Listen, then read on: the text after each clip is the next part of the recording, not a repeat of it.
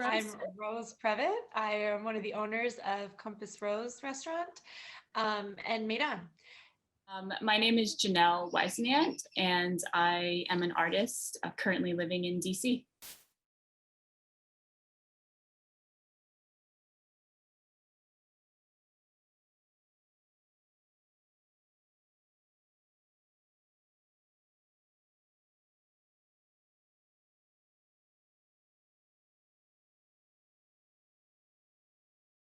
I'm actually from Easton, Pennsylvania. It's about an hour and a half outside of Philly.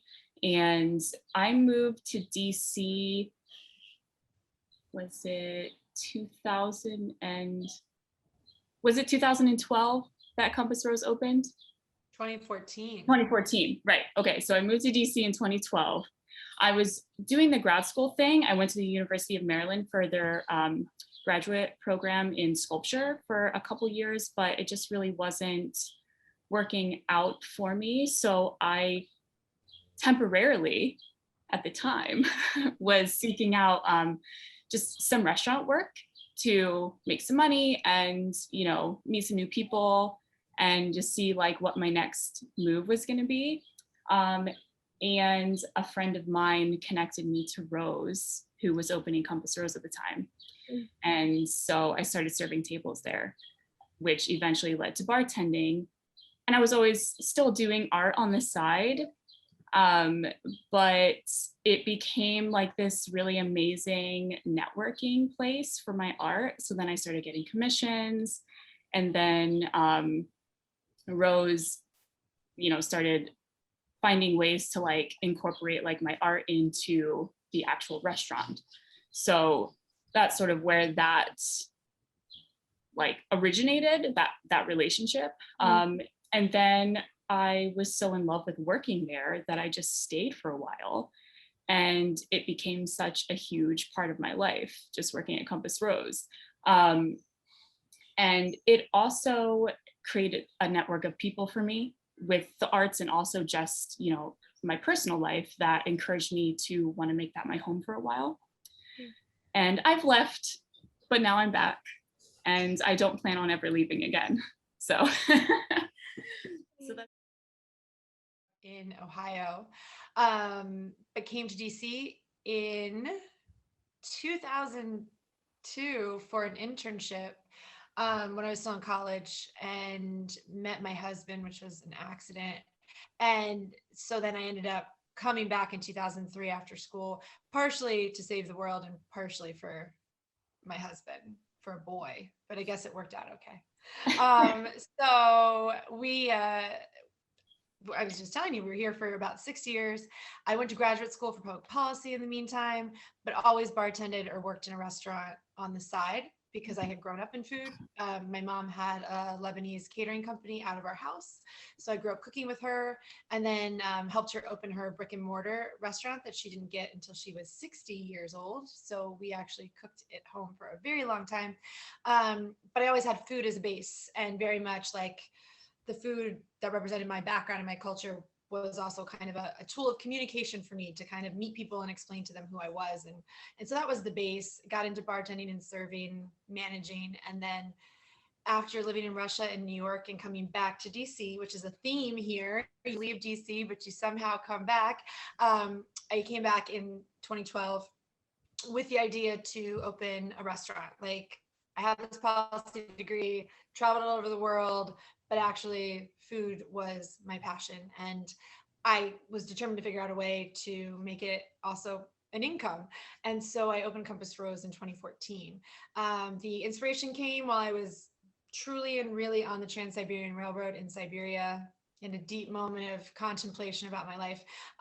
Really had an epiphany that like I could do this, but it felt crazy in my early 30s with no business owning experience to do it. But Compass was born and is 7 years old, and we opened Maydan 3 years after Compass opened in 2017. Both have made it through COVID so far. So we're very thankful for that, very thankful for the DC community that got us through it. And we're trudging along and waiting for things to open up completely. But until then, you know, still serving our neighbors and now some tourists again, you know, as safely as possible. someone told me this and it makes so much sense. Georgian food is to Russia as Mexican food is to the United States. It's kind of this like adopted culture and cuisine, but the Republic of Georgia to many Americans is like obscure and nobody knows a whole lot about it. But living in Russia, I got to know a ton about it and fell in love with the culture, with the people, with the food and the wine.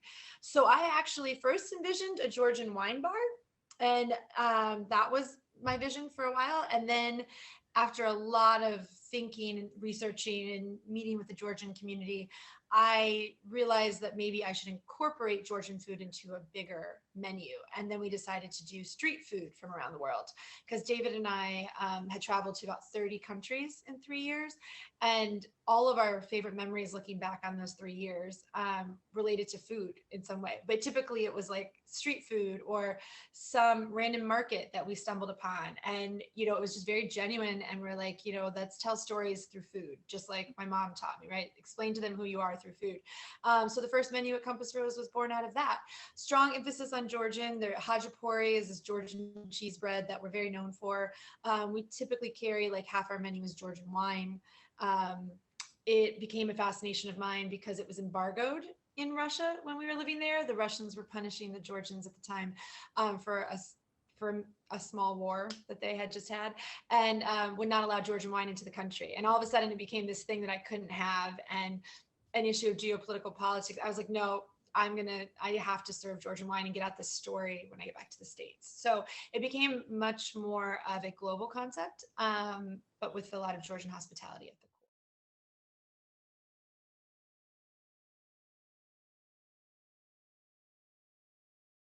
Well, to go back to the beginning of Compass Rose, like at that time, I was just transitioning out of this graduate school experience, which, as I mentioned before, just really wasn't working out.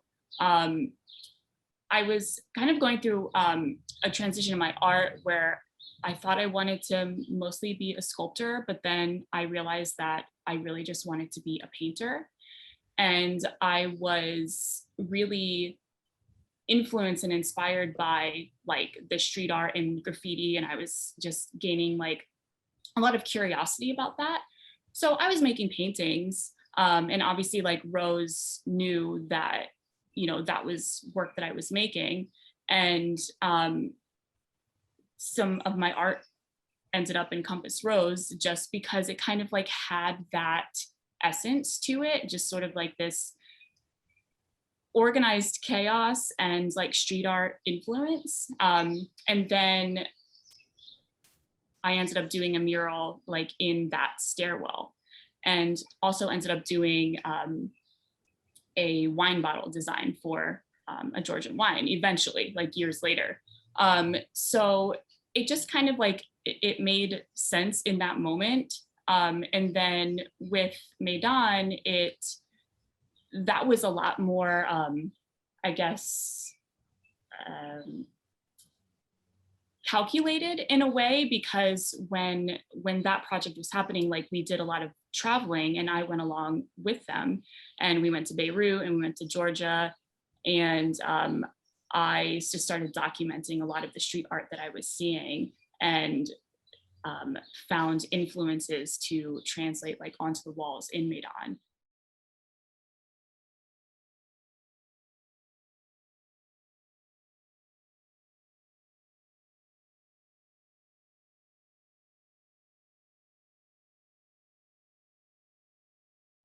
With Maydan, there were specific influences that came from travel, and like there was one picture that I saw earlier as I was like kind of going back through my arsenal of photographs from that trip, and I was really inspired by this one wall in Beirut that, like, it was so beautiful, but it wasn't like necessarily meant to be beautiful. And it was like someone had posted all of these notes all over it, or posters, and then someone tried to rip them down, and then it was like someone tried putting something then over top of it, and then like that got ripped down, and then like an artist came through and spray painted like panda bears on it, and then someone painted over that and then put another poster up that said like apartments for rent. And it was so like worn and used and like so beautiful that became a lot of inspiration for the hallway that leads like basically to the bathrooms in Maydan. So I took a lot of like collected materials, like paperwork that I got through that trip, and kind of purposefully did the same concept where I posted them up and kind of like ripped them down and then like graffitied over top of them and like kind of created my own version of that. And then there's also the ceiling in the bathroom where it was a lot of like travel notes from our trip. So I took all of those like travel inspirations and like incorporated it into like my style at the time, which was a lot of street art influenced anyways, and kind of made the work happen that way.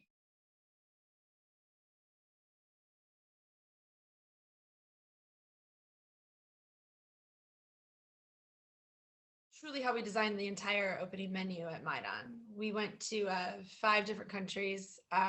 Obviously, like Janelle said, travel is this huge part of both restaurants. Obviously, you're seeing that from the entire world at Compass to North Africa. So we went to Morocco and Tunisia. We went to Lebanon, Turkey, and Georgia with our culinary team, and just ate in people's homes and cooked with grandmas. And Janelle was able to come on for part of the trip to get design, because she's being a little humble. She not only was it intentional with Maydan, I'd say you like were one of the designers of Maydan. Like, you was on our design team with our architect, our interior designer, and you and me, like pieces, like Janelle said, of like in everything that came from memory and travel and actual textures that came back with us. So I just, we all believe very much in like the energy that comes in with like repurposed things too. So as you can tell, both spaces are very old. They're both 130 years old, but then we've used pieces that were found, like found objects, completely repurposed. Janelle has actually like used, even both at Compass and the mural, there's actual like pages from a book that she's incorporated into the mural. Martina used a lot of the fabrics. If you look very carefully on the walls upstairs at Maydan, you can see like there's fabric under the paint. Like it's just very layered, but it was all meant to like bring good energy into the space.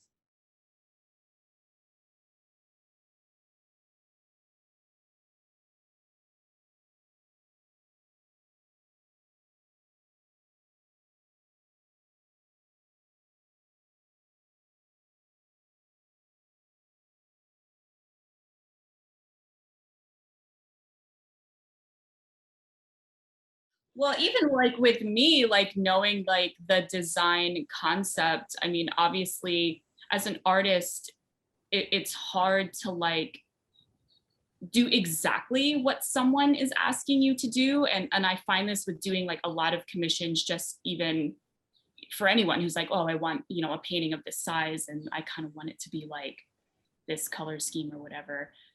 There's always going to be like a little bit of like gray area between like exactly what they said they wanted and like your personal style.